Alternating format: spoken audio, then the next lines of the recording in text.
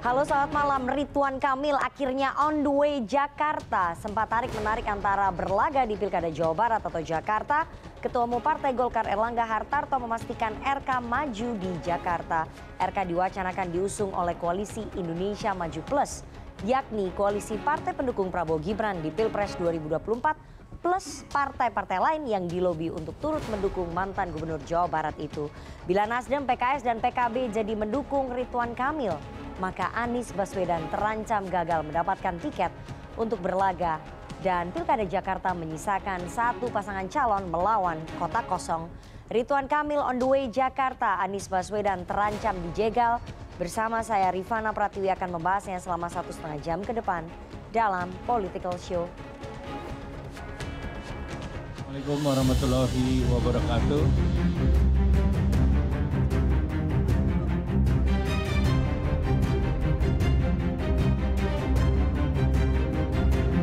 Membawa Indonesia menuju kemakmuran. Sempat tarik-menarik antara Partai Golkar dengan Partai Gerindra di Pilkada Jakarta dan Jawa Barat, akhirnya Golkar memutuskan untuk mendukung kader Gerindra Deddy Mulyadi maju dalam pemilihan Gubernur Jawa Barat 2024. Keputusan tersebut disampaikan oleh Ketua Umum Partai Golkar Erlangga Hartarto pada perayaan ulang tahun AMPI di Jakarta Jumat malam. Erlangga mengaku sudah bertemu dengan Deddy Mulyadi yang telah mendapat dukungan dari Partai Gerindra. Menurutnya, pertemuan itu sekaligus memastikan dukungan Golkar terhadap Deddy Mulyadi di Pilgub Jawa Barat. Di sisi lain, Erlangga belum bisa memastikan apakah Partai Golkar akan mengusung Ridwan Kamil dalam pemilihan Gubernur Jakarta. Namun Erlangga memberi sinyal kemungkinan Golkar mengusung RK di Pilkada Jakarta. Sekjen Partai Golkar, Lodewijk Frederik Paulus, mengatakan partai-partai dalam Koalisi Indonesia Maju tetap bersama, sehingga wajar jika RK berpeluang maju di Jakarta. Wacana Koalisi Indonesia Maju Plus merupakan partai-partai anggota koalisi pengusung Prabowo Gibran pada Pilpres 2024. Ditambah partai-partai lainnya yang akan bergabung untuk Pilkada Serentak 2024. Ketua Harian DPP Gerindra Sufmi Dasko Ahmad menyebut, Kim Plus disiapkan untuk mengusung paslon di Pilkada Jakarta, Jawa Tengah, dan Jawa Barat. Ya itu kan dinamika yang terjadi, aspirasi yang terjadi, itu silakan saja. Nanti pada waktunya pasti akan diputuskan secara bersama-sama satu suara oleh Koalisi Indonesia Maju Plus. Ada Koalisi Indonesia Maju Plus. Ya, termasuk Pilkada Jateng. Ini nunggu Pak Prabowo pulang, akan ada pertemuan dari partai-partai Koalisi Plus, Koalisi Indonesia Maju Plus. Itu yang akan, ya, plus ada partai lain dong yang ikut kan begitu. Akan membicarakan mengenai Pilkada tadi, ada Jawa Tengah, ada DKI kan begitu. Kalau Jabar juga plus ya? Kalau Jabar juga Kim Plus ya? Yes. Sebelumnya, Bendahara Umum Partai Nasdem Ahmad Sahroni menyebut sosok yang menerima surat rekomendasi dukungan dari partainya tidak otomatis akan didaftarkan sebagai kontestan pilkada.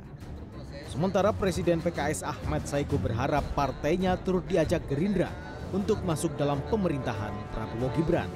Dengan demikian, bila RK jadi diusung Kim Plus, maka tiket pencalonan mantan Gubernur Jakarta Anies Baswedan yang sebelumnya dideklarasikan oleh Partai Keadilan Sejahtera dan Partai Nasdem terancam gagal. Anies pun buka suara menanggapi wacana Kim Plus di Pilkada Jakarta. Pokoknya buat saya sih mengalir aja. Toh ini tentang warga Jakarta, aspirasi warga Jakarta. Cek aja sama DPW semua partai, apa aspirasinya. Ada komunikasi mencerminkan aspirasi mereka. Ada komunikasi nggak Pak dari Gerindra gitu yang ingin mencalonkan Bapak sebagai calon dari Kim Plus ini? Nah, saya kan selalu bilang, saya ini berkomunikasi dengan semua. Dan ketika sudah tepat waktunya baru disampaikan. Dulu waktu saya bertugas di Jakarta juga gitu, ini teman-teman ini pasti hafal. Saya pasti bercerita sesudah programnya siap jalan.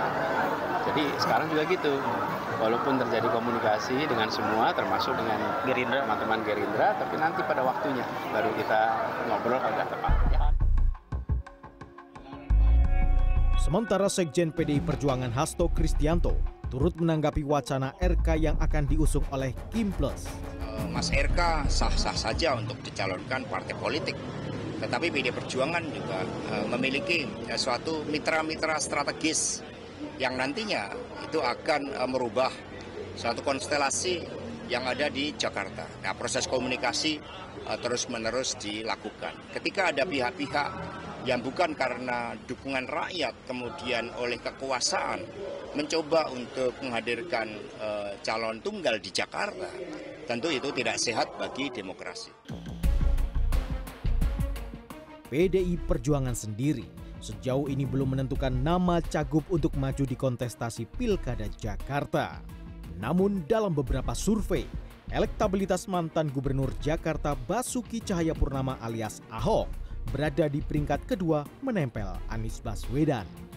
Direktur Eksekutif Carta Politika Yunarto Wijaya menduga akan ada upaya penjegalan terhadap Anies dan Ahok agar keduanya tidak maju di Pilgub Jakarta 2024. Bukan tidak mungkin dalam skala ekstrim keduanya bisa saja dijegal untuk tidak mendapatkan tiket dan kemudian ada tiba-tiba pihak ketiga, poros ketiga yang malah kemudian bisa maju calon tunggal. Meski ada kemungkinan Anies dan Ahok dijegal untuk maju di Pilkada Jakarta, Yunarto berharap hal tersebut tidak terjadi. Tim Liputan CNN Indonesia. Terima kasih Anda masih menyaksikan Political Show. Kini saatnya kita masuk ke segmen Electionpedia. Kita akan melihat peta sebaran kursi di DPRD dan siapa saja partai politik yang kemungkinan akan mengusung Ridwan Kamil dan juga Anies Baswedan, serta seberapa tinggi survei Anies, Ridwan Kamil, dan Basuki Cahayapurnama. Berikut ini rangkuman peta dalam grafik yang dirangkum oleh tim Litbang CNN Indonesia. Kita lihat slide yang pertama. Peta politik DPRD Jakarta 2024-2029 ini yang sudah disahkan ya oleh KPUD Provinsi DKI Jakarta. Kita lihat slide yang pertama, PKS dengan 18 kursi, kemudian PDI Perjuangan dengan 15 kursi, Gerindra dengan 14 kursi, Nasdem dengan 11 kursi, Golkar 10 kursi, PKB 10 kursi, PAN 10 kursi, PSI 8 kursi, Demokrat 8 kursi, Perindo 1 kursi, dan P3 1 kursi. Jumlah anggota DPRD Jakarta ada 106 orang yang bisa mencalonkan. Persyaratannya adalah parpol atau gabungan parpol minimal 20% dari jumlah kursi atau 22 kursi minimal ya untuk bisa mencalonkan di Pilkada Jakarta. Kita lihat slide selanjutnya, gambaran peta prediksi sementara Pilgub Jakarta. Ada berapa poros kira-kira kita lihat ya. Di sini kita merangkum kira-kira akan ada 3 poros kalau Kim Plus belum terbentuk ya. Karena memang Kim Plus belum terbentuk, cita-citanya adalah membentuk Kim Plus. Tapi sebelum Kim Plus terbentuk, ini ada 3 poros yang bisa bertarung di Pilkada Jakarta. Poros Koalisi Indonesia Maju atau KIM terdiri atas Gerindra 14 kursi, Golkar 10 kursi, Demokrat 8 kursi, PAN 10 kursi. Totalnya adalah 42 kursi. Potensial yang diusung adalah Ridwan Kamil. Ini bukan saja potensial, tapi kayaknya udah hampir pasti Ridwan Kamil on the way ke Jakarta. Poros Anies Baswedan, siapa saja anggotanya? Ada PKS 18 kursi dan Nasdem 11 kursi. Totalnya 29 kursi. Potensial yang diusung adalah Anies Baswedan. Ada poros yang ketiga, porosnya PDI Perjuangan yang mungkin saja karena politik itu cair bisa ada bundling Pilkada Jakarta dengan Pilkada Jawa Timur atau Pilkada Jawa Tengah. Mungkin saja PDI Perjuangan bergabung dengan Partai Kebangkitan Bangsa mengusung Basuki Cahayapurnama berpasangan dengan kader PKB. Jadi kalau ini terjadi maka akan ada 3 poros di Pilkada Jakarta. Kita lihat kalau kemudian akan terbentuk Kim Plus, bagaimana komposisinya? Gambaran peta prediksi sementara Pilgub Jakarta kalau Kim Plus terwujud. Terdiri atas Gerindra 14 kursi, Golkar 10 kursi, Demokrat 8 kursi, PAN 10 kursi, PSI 8 kursi, PKB 10 kursi, PKS 18 kursi, Nasdem 11 kursi, P3 dan Perindo masing-masing 1 kursi. Totalnya ada 91 kursi yang diusung adalah Ridwan Kamil. Kemudian siapa lawannya? Tentu saja lawannya adalah kotak kosong alias PDI Perjuangan sudah nggak bisa lagi untuk mengusung karena tidak memenuhi syarat.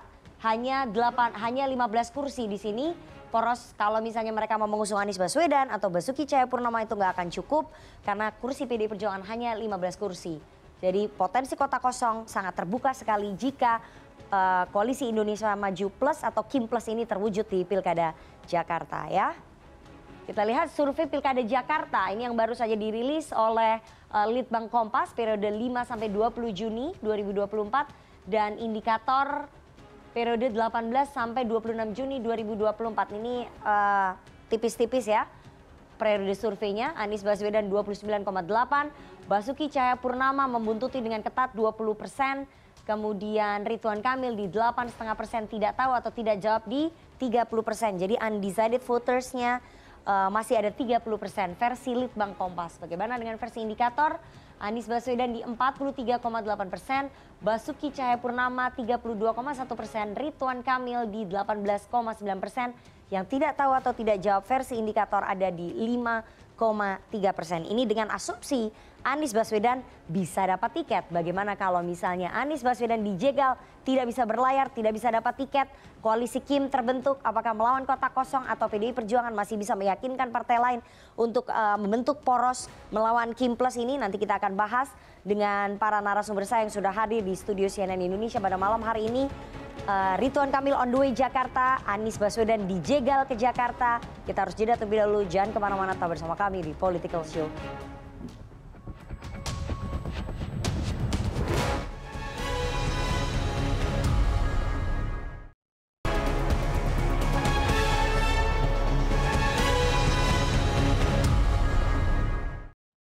Assalamualaikum warahmatullahi wabarakatuh.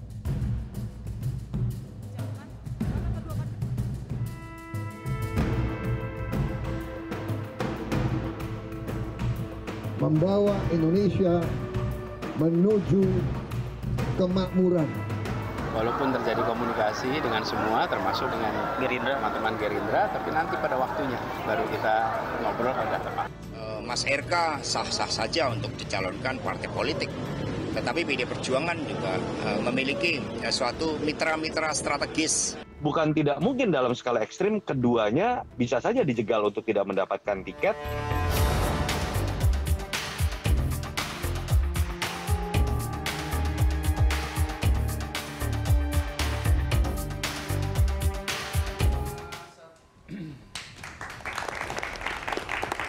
Terima kasih Anda masih menyaksikan Political Show. Ridwan Kamil akhirnya on the way Jakarta, sempat tarik-menarik antara berlaga di Pilkada Jawa Barat atau Jakarta.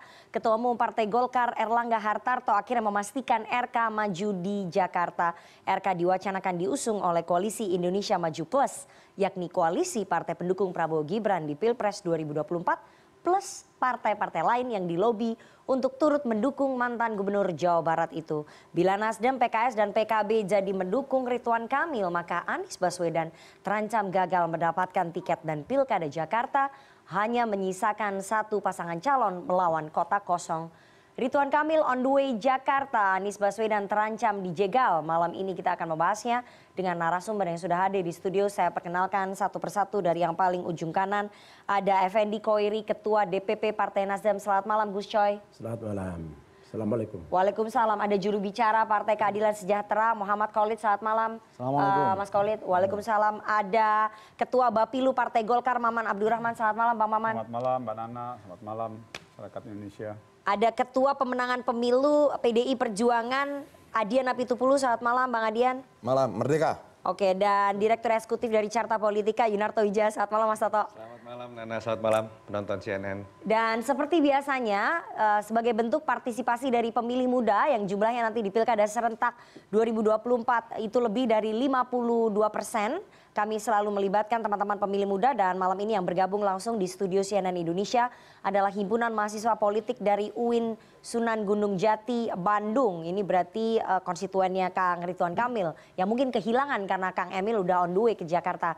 Nanti teman-teman dari Himapol UIN Sunan Gunung Jati bisa menyatakan pendapat, mempertanyakan kepada para narasumber tentang topik kita pada malam hari ini. Sebelum saya ke para narasumber, saya akan putarkan dulu ini pernyataan paling gres, paling baru yang disampaikan oleh Ketua Umum Partai Golkar dan juga Ketua Harian Partai Gerindra.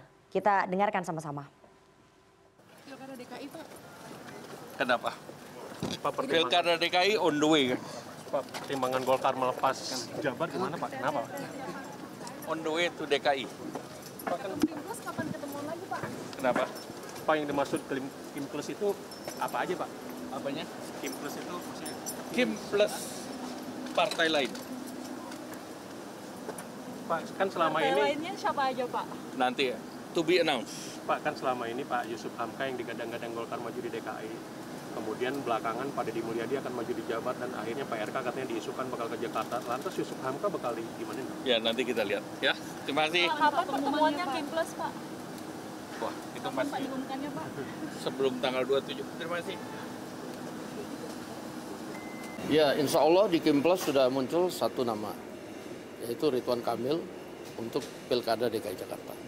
Untuk wakilnya masih dibicarakan atau gimana? Untuk wakilnya nanti mungkin sehari 2 hari kita akan sampaikan ke media. Bang, boleh jelaskan Kim Plus ini plusnya siapa aja?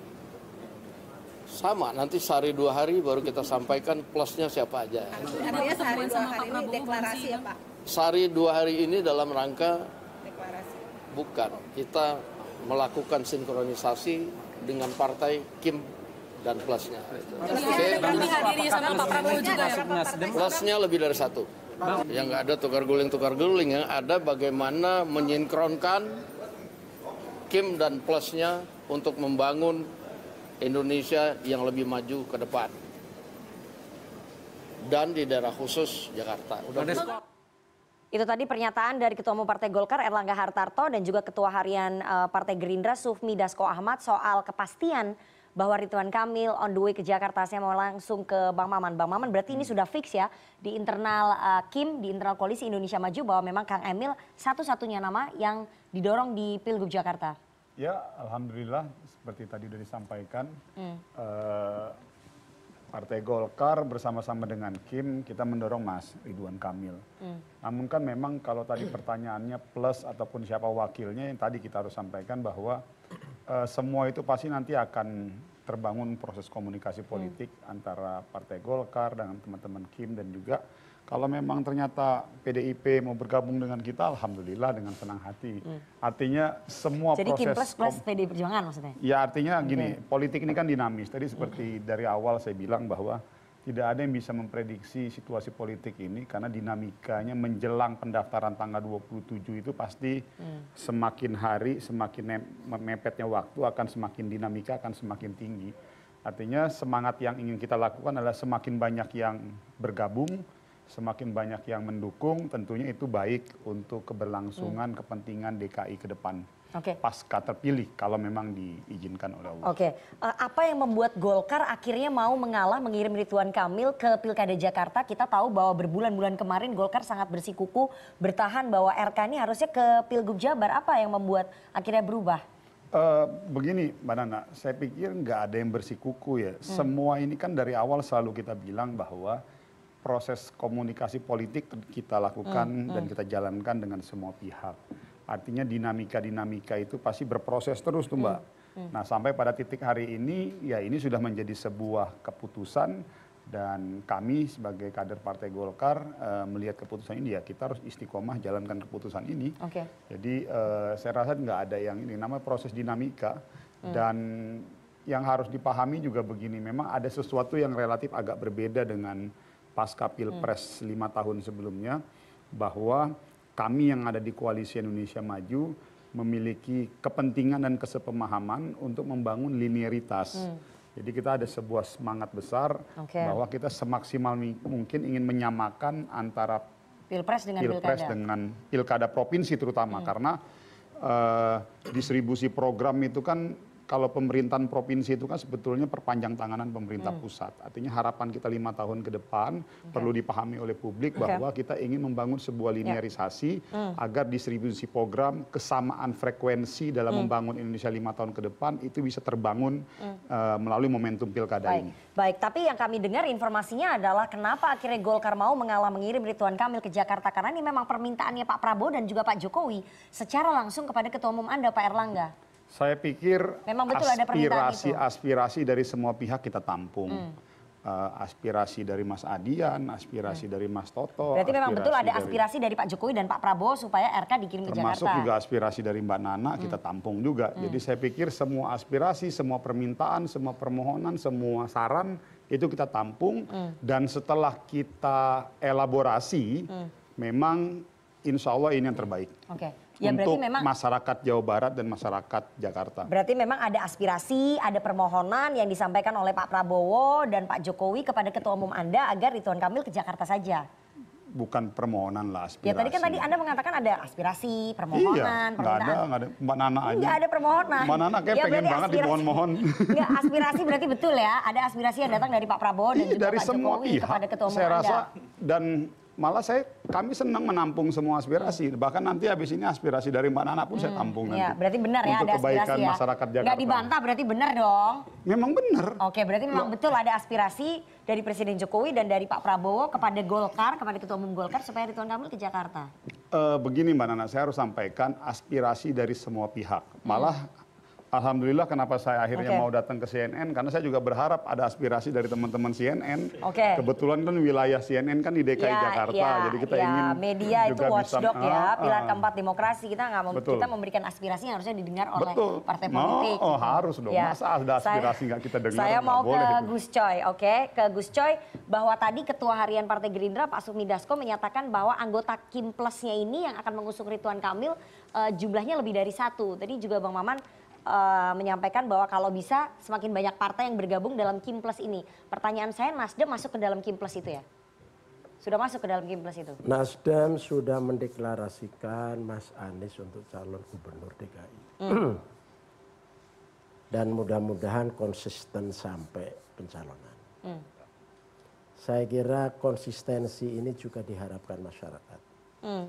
Untuk mencalonkan Anies, saya kira bukan sekedar kepentingan Nasdem, tapi kepentingan demokrasi. Sekaligus kepentingan rakyat Jakarta yang sudah punya bukti bahwa selama 5 tahun dia memimpin dengan baik, tinggal melanjutkan yang baik-baik itu. Nah, kita berharap di dalam pilkada ini kita melakukan proses politik sampai melahirkan pemimpin politik, proses niatnya baik, prosesnya baik, kemudian setelah itu melahirkan pemimpin yang baik. Jadi kita ingin semuanya halal, tidak saling menjegal, tidak saling semua saya kira ingin maju, negara ini kita ingin maju. Tapi perspektif maju, persepsi maju, jangan hanya dimonopoli oleh kekuasaan atau yang sedang berkuasa. Dimonopoli oleh kekuasaan itu maksudnya oleh Kim Plus itu bagian dari monopoli? Maju ya, enggak, ini pengertian umum ya, jangan ditarik langsung ke situ. Jadi rakyat juga ingin maju, ya, maju dengan persepsi mereka, dengan pilihan-pilihan dan keyakinan pemimpin mereka siapa yang bisa memajukan mereka. Nah, oleh karena itu, Jakarta ini saya kira harus ditampilkan dengan demokrasi yang sehat, demokrasi yang rasional, ya, jangan kalau ada kotak, kalau di Jakarta terjadi kotak kosong, itu bahaya. Ini demokrasi apa ini yang kita mau kita berikan contoh kepada generasi yang akan datang ya. Baik, Gus Coy tadi Anda mengatakan bahwa jangan sampai ada yang dijegal, berarti memang ada upaya penjegalan terhadap salah satu tokoh. Ya itu harapan, itu harapan. Saya kira banyak rakyat yang berharap seperti itu. Jadi Nasdem sudah ditawari masuk Kim Plus belum? Jadi gimana? Jawabannya sudah ditawar masuk Kim Plus? Saya nggak tahu, nggak tahu. Tapi tadi saya sampaikan kita berharap ketua umum partai, ada tawaran partai, dan semuanya berada pada sikap konsisten, komitmen. Kita sudah mendeklarasikan Anies, kita lanjutkan. Tapi memang ada tawaran ke Nasdem untuk masuk ke Kim Plus? Saya nggak tahu siapa yang saya jelaskan ya. Kalau tadi Anda mengatakan nggak tahu, saya agak ragu. Ketua DPP Nasdem nggak tahu. Karena wartawan aja tahu. Kami dapat informasi bahwa ada lobby berkali-kali yang dilancarkan ke Partai Nasdem. Kalaulah saya tahu kan nggak harus saya katakan. Ada pertemuan Ketua Harian Partai Gerindra Sufmi Dasko Ahmad selama 4 jam di Nasdem Tower hari Kamis tanggal 1 Agustus. Kemudian tanggal 2 Agustus hari Jumat Pak Surya Paloh diundang ke istana untuk bertemu dengan Presiden Jokowi itu bagian dari lobby-lobby nggak untuk masuk ke Loh, Kipres? Pak Surya kan biasa diundang ke istana, di telepon seknek atau kabinet ya siapa sekretaris biasa kan, karena memang Pak Surya masih berada atau Nasdem masih berada pada koalisi pemerintahan sekarang. Dan itu wajar aja. Kami nggak tahu apa yang dibicarakan di dalam. Kami dengar bahwa memang bagian dari lobby-lobby itu, pertemuan-pertemuan itu adalah bagian dari lobby-lobby untuk Nasdem bergabung ke Kipres dan mencabut dukungan ke Anies. Nggak tahu saya, kalau itu saya nggak tahu. Jadi ketua DPP nggak tahu ya, wartawan jauh lebih tahu ya ternyata ya. Ya. Wartawan juga belum tentu benar itu. Tapi benar nggak ada pertemuan itu bahwa Pak Prabowo, Pak Surya Paloh ketemu Pak Jokowi di istana, Anda membenarkan? Ya biasa lah, kalau bertemu kan biasa. Ya. Kan beberapa kali ada pertemuan juga, itu kan biasa. Bahwa Ketua Harian Partai Gerindra Pak Sufmi Dasko 4 jam di Nasdem Tower tanggal 1 Agustus itu juga hal yang biasa ya. Ya silaturahmi kan bagus. Oh silaturahmi bagus. Silaturahminya lama ya, 4 jam ya. Loh bisa sehari semalam silaturahmi. Batas silaturahmi itu bertamu itu kan 3 hari. Ya, oke. 3 hari harus dilayani dengan baik ya. Apalagi hanya sekedar 4 jam. Nah, boleh, bagus. Kalau Gus Coy nggak mau terbuka bahwa Nasdem sudah ditawari Kipres, tapi silaturahmi antara Gerindra dengan Nasdem, antara Pak Jokowi dengan Nasdem terus terjalin. Saya mau tanya ke PKS, ke Mas Khalid, apakah PKS juga ditawari untuk masuk ke Kipres? Karena partainya katanya ini plusnya lebih dari 1. PKS salah satu yang ditawari nggak? Justru tawaran itu sebenarnya sebelum PKS mendeklarasikan Anies Sohibul Iman ya. Berarti ada tawaran? Udah ada. Untuk bergabung ke Kipres? Iya saat itu. Jadi tawaran itu ada dan kita bermusyawarah di DPP ya, pimpinan menyerap aspirasi dan diputuskanlah kita memutuskan Anies Baswedan dan Sohibul Iman. Jadi jawaban atas tawaran Kipres itu ya, betul. Mendeklarasikan dan Anies Sohibul Iman. Itu dideklarasikan pada tanggal 25 Juni. 25 Juni. Jadi begini, saya memulai dulu dengan yang kita sudah lakukan ya. 25 Juni PKS melalui Presiden PKS Bapak Ahmad Syaihu mendeklarasikan ya untuk mengusung Anies Sohibul Iman. Tapi di sini ada sebuah tanda kutip ada termnya di mana kita sampaikan.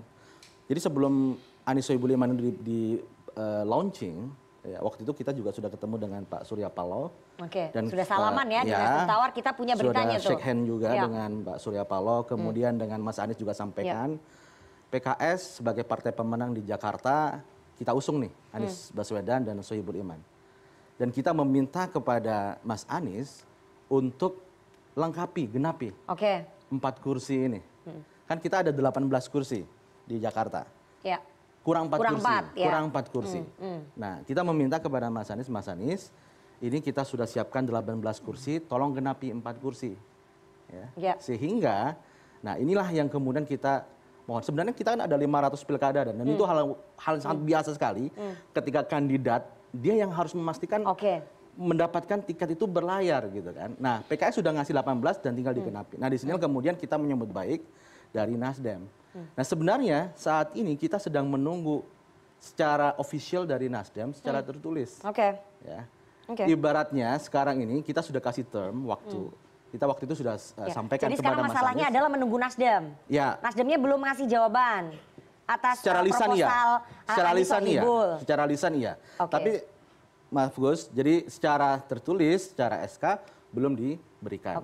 Nah problemnya adalah di awal ketika kita menyampaikan bahwa Anies Sohibul Iman ini kita ingin per 4 Agustus itu sudah ada kejelasan. Nah ibarat main bola nih sekarang itu udah extra time. Kita dengar PKS sulit sekali nih berkomunikasi sama Nasdem. Nasdemnya nggak mau diajak-ajak ketemu nih pasca deklarasi, benar nggak? Kalau by phone dan sebagainya kita sudah. Iya tapi ketemu nggak mau katanya.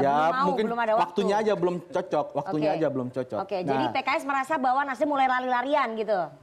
Ya, saya sih berhusnuzon ya. PKS dan Nasdem bisa berlayar bersama. Jadi husnuzon banget loh. Betul loh, harus berhusnuzon dong ya.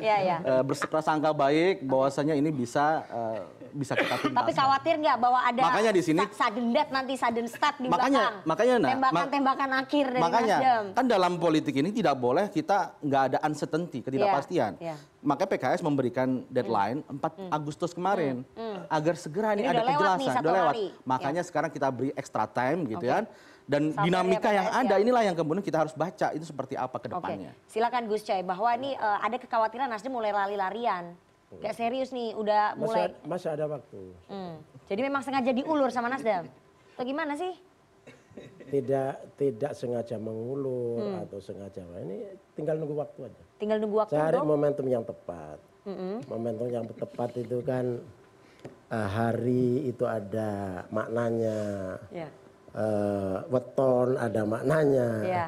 Tanggal ada maknanya. Kita nunggu. Ya oke yang nunggu tepat. waktu, tapi sebetulnya Nasdem serius nggak sama PKS menerima itu pasangan aman itu Anies Sohibul Iman? Kita berharap Nasdem konsisten. Oke. Kita berharap Nasdem menampilkan pilihan untuk rakyat yang terbaik. Nah, berharap. Kita Ini berharap. harapannya pesan pribadinya ke Nasdem kayaknya kalau menurut. Semua, saya kira harapan Oke. masyarakat juga harus Kayaknya didengarkan. di atas goyang, jadi Gus Coy menyuarakan ini ke publik kayaknya. Iya. Kita berharap semua. Jadi ada mulai Jadi ketidakkonsistenan di kita harus elit Nasdem. menyerap aspirasi rakyat ini dari mana saja, termasuk Oke. dari anak dari itu. Iya. Di Jakarta kasih pilihan kader-kader terbaik bangsa. Ada Anies, ada RK, saya kira itu menarik, itu bagus. Ada Basuki Ada Cahayapurnama. Basuki Cahaya, wah itu top. Itu Ya, top. biarkan mereka bertarung ya, Ya. dengan proses demokrasi Ya, yang benar. betul. Jadi Itu harapan kita. pesannya untuk elit Anda Ya, ya. konsisten. Semua untuk semuanya. Jangan goyang. Untuk semua, jangan ada yang goyang. Ya, kita berharap semuanya. Oke, kayaknya itu pesan untuk elit Nasdem sendiri. Tapi saya mau kembali lagi ya, Mas Khalid. Tadi Anda sudah mengakui bahwa memang ada tawaran dari Kim untuk PKS bergabung menjadi Kim Plus. Yang kami dengar untuk menjadi pasangan dari Ridwan Kamil di Pilkada Jakarta itu adalah putranya dari Ketua Majelis Suro, Salim Segaf Al-Jufri, ada ada Habib Idrus yang ditawari untuk menjadi pasangannya Ridwan Kamil. Itu betul ya? Kalau tawaran sampai spesifik seperti itu tidak dengar saya. Saya tidak Masa mengetahui, sih? tidak mendengar. Oke. Jadi apa yang sudah kita lakukan dengan pasangan aman ini, kan kita sudah sampaikan kepada mitra-mitra kita seperti Nasdem kemudian PKB. Nah, sehingga ketika batas waktu itu 4 Agustus sudah lewat, kita di PKS akan mempertimbangkan ini kepastian ke depan mau seperti apa Oke. aman ini. Kalau nggak jelas, Tahapannya sampai detik ini masih tahapan ke sana. Belum sampai bagaimana kita akan gabung Kim Plus atau wakilnya siapa, enggak. Oke. Tapi bagaimana kita ingin memastikan apakah aman ini bisa berlayar atau tidak. tapi pertanyaan saya, tawaran dari Kim untuk PKS bergabung itu memang menawari Cawagup DKI Oh ya? itu ada. Oke. Komunikasi dengan Kim kami terbuka. Memang ada tawaran itu ya? Tidak ada masalah. Meminta PKS, meminang PKS untuk berpasangan dengan Kan sudah saya Ridwan sampaikan, tawaran itu bahkan jauh sehari sebelum kita mendeklarasikan aman. Kamil. Oke. Tawaran itu sudah ada sebelum itu. Jadi saya pikir komunikasi politik dengan semua pihak kita bisa buka di Jakarta ini. Gitu. Tapi kita punya prioritas dong. Oke. Prioritas kerja kita adalah bagaimana pasangan aman ini berlayar. Oke, selain tawaran menjadi Wagub DKI, kabarnya ada tawaran juga di kabinet. PKS bergabung. Ini udah tahu banyak dari mana, Oke. sumbernya mana gitu. Nggak, bener nggak? Maksudnya apanya nih? Untuk masuk ke koalisi pemerintahan. Jadi begini, kalau masalah koalisi pemerintahan itu kan pernah disampaikan juga sama Presiden PKS ya. Sebenarnya kita itu di dalam atau di luar pemerintahan itu kami siap. Oke. Ya, jika masalahnya sekarang ini sampai detik ini belum ada juga tawaran untuk masuk dalam kabinet kan. Oke. Sehingga kita tidak berandai-andai. Oh, jadi tawarannya baru menjadi Tidak Wagub DKI aja tidak ya? berandai-andai Oke, terkait oke. apakah kita masuk atau di dalam pemerintahan.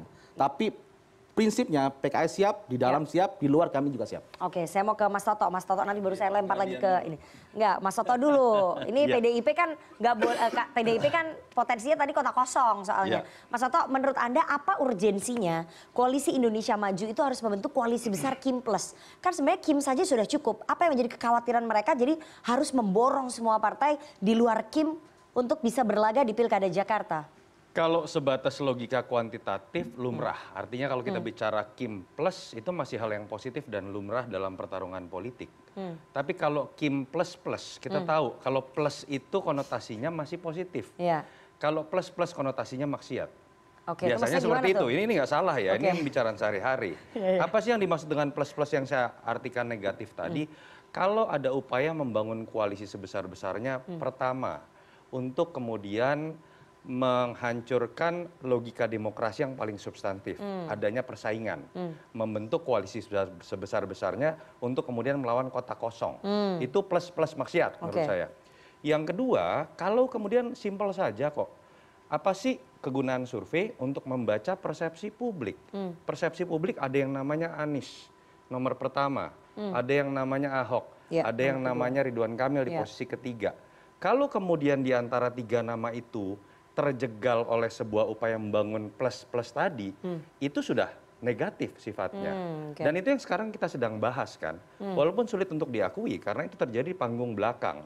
Atas nama parliamentary threshold ada sebuah upaya yang menurut saya ini lebih mengerikan dari sekedar istilah teman-teman pro-aktivis pro-dem terkait oligarki. Bahwa di antara partai-partai yang sudah suaranya mayoritas ini pun ada partai tertentu atau pihak tertentu yang merasa lebih tinggi posisinya dibandingkan dengan partai yang lain. Dan kemudian di situ mungkin terjadi barter politik. Apa sih barter politik yang lebih tinggi dari nilai pilkada? Itu simple. Porsi kue kekuasaan bernama kabinet. Jadi dibundling. Jadi semacam dibundling atau bisa juga berupa ancaman. Itu yang sulit untuk dibuktikan, tapi saya pikir dalam perbincangan kan itu yang sering jadi perbincangan. Simple saja kok kalau bicara Golkar misalnya satu persatu. Apakah masuk akal dalam logika elektoral yang Jawa Barat nilai lebih besar, Ridwan Kamil pasti menang, lalu kemudian harus berpindah ke Jakarta, nilai elektoral lebih kecil. Lalu kemudian di sisi lain harus mendukung Deddy Mulyadi yang tanda kutip pernah ada dalam Golkar dan saya nggak tahu terus hengkang ke Gerindra betul atau tidak. Itu aneh dalam sebuah logika partaian. PKS kalau tidak mendukung Anies, apakah masuk akal dalam sejarah Pilpres mendukung Anies? Dan ketika dibedah di survei, yang paling mendapatkan keuntungan elektoral itu PKS dari Anies Baswedan. Nasdem, saya tahu sekali Bang Surya Paloh kemudian harus berkorban seperti apa dalam proses beraninya mendukung Anies dan kemarin sudah menyatakan mendukung. Kalau tiba-tiba tidak mendukung, artinya kan ada sesuatu juga. Nah itu yang menurut saya tidak pernah bisa kita buktikan, tapi menurut saya secara logika awam terlihat kok bahwa ada upaya secara top down yang kemudian ingin mengebiri suara dari konstituen, bahkan sekarang bukan konstituen saja. Suara ketum parpol yang biasanya harganya sangat mahal, sepertinya sekarang takut oleh kekuatan yang lebih besar. Seperti apa kekuatan yang lebih besar, nanti Adian aja yang jawab. Bang Adian, bahwa pembentukan Kim Plus ini, Kim Plus Plus kalau menurut Mas Toto ini berpotensi itu tadi menjegal calon-calon potensial yang tingginya disurvei, bukan hanya Mas Anies Baswedan, tapi Pak Basuki Cahayapurnama, karena peluang PDI Perjuangan untuk bisa memajukan calon itu menjadi tidak ada. Alias nanti RK melawannya kota kosong. PDI Perjuangan bagaimana melihatnya? PKS pernah dukung Anies, terus pindah. Mungkin nggak balik lagi, ya mungkin. Politik itu kan seni, bagaimana mengelola kemungkinan. Kemungkinan itu berakhirnya kapan? Tanggal 27. Jadi sekarang ini sudah terlalu cepat, 21 hari kita membahas seolah-olah kemungkinan sudah tertutup. Itu loh. Lalu bagaimana dengan PDI Perjuangan? Kita biasa-biasa aja. Kalau kita lihat misalnya tadi survei tadi, kalau kemudian cuma satu orang yang maju, lalu kemudian suaranya diboikot oleh 78% pemilih Anies dan pemilih Ahok, bagaimana? Itu kan mencederai demokrasi. Peluang itu bisa nggak? Bisa saja. Kalau kemudian Ahoknya, Aniesnya dan lain-lain berkumpul dan meminta dengan segala hormat agar pemilih saya, pendukung saya tidak datang ke TPS, selesai. Nah, itu rusak pemilunya, rusak partainya, rusak banyak sekali. Nah, kita mau jaga nggak bahwa kemudian pemilu yang kita perjuangkan sejak zaman reformasi ini menjadi lebih baik? Kalau menjadi lebih baik ya indikasi-indikasi yang seperti diduga oleh Toto ada ancaman dan sebagainya dihilangkanlah. Saya partai politik, saya dari partai politik, dari partai politik, dari partai politik. Kita bisa nggak bernegosiasi? Bisa. Kita bisa nggak berunding? Bisa. Yang tidak bisa kalau kita diancam. Yang tidak bisa kalau kita diintimidasi. Oke? Saya pernah ngobrol dan mendapat teman-teman dari beberapa partai yang lain. Benar gak sih ada ancaman dan sebagainya? Kalau betul ada ancaman, kira-kira kapan ancaman itu akan berhenti? Ancaman itu hanya akan bisa berhenti ketika semua yang diancam katakan stop. Cukup, kami lelah diancam, kami lelah diintimidasi, dan kami mau membangun bangsa ini, membangun demokrasi tanpa ada ancaman. Masalahnya berani nggak para elit itu harus mengatakan berani. Gitu? Karena mereka akan menjadi tokoh-tokoh bangsa yang berani mengatakan ancaman stop hari ini. Dan itu pasti akan muncul. Pasti akan muncul. Di mana-mana ancaman selalu akan melahirkan pembangkangan. Jadi Anda melihat bahwa pembentukan Kimples ini munculnya dari ancaman-ancaman itu? Bukan saya bilang, kata Toto tadi ada indikasi ancaman. Ya, yang Anda kutip. Ya saya kutip Toto. Iya. Nah kalau ada ancaman itu akan membunuh demokrasi. Iya. Kapan ancaman itu akan berhenti? Ketika semua yang diancam bersama-sama bersepakat mengatakan cukup. Cukup sudah mengancam di Republik ini, cukup sudah intimidasi, cukup sudah saling menyandera. Kami partai politik siap bernegosiasi tapi tanpa ada ancaman. Oke, tapi apakah kemudian PDI Perjuangan melihat bahwa potensi peluang kotak kosong ini memang sengaja dibentuk begitu ya? Sengaja dihadirkan melalui pembentukan Kimples ini? Ya kalau analisa Toto tadi memang menarik. Ridwan Kamil itu merem di Jabar menang. Sementara di sini itu survei tadi cuma 8,5%. Ya. Anies 40 sekian, Ahok 20 sekian. 30,2. Gitu, 30,2 ya kira-kira kayak gitulah. Nah bagaimana supaya Ridwan Kamil menang dengan komposisi survei seperti itu? Ya kotak kosong. Jadi dua kompetitor yang kuat harus dihilangkan. Iya, tapi gini maksudnya apa? Apakah rakyat bisa berterima? Saya berpikir akan terjadi pembangkangan luar biasa kalau kemudian semua orang bilang kami tidak akan datang ke TPS. Itu dahsyat betul. Mungkin terjadi, mungkin. Ini Jakarta. Baik, Bang Maman silakan ditanggapi bahwa pembentukan koalisi plus-plus ini adalah bagian dari itu tadi membentuk kotak kosong di Pilkada Jakarta. Jangan dijawab dulu, kita harus jeda, jangan kemana-mana, tetap bersama kami di Political Show.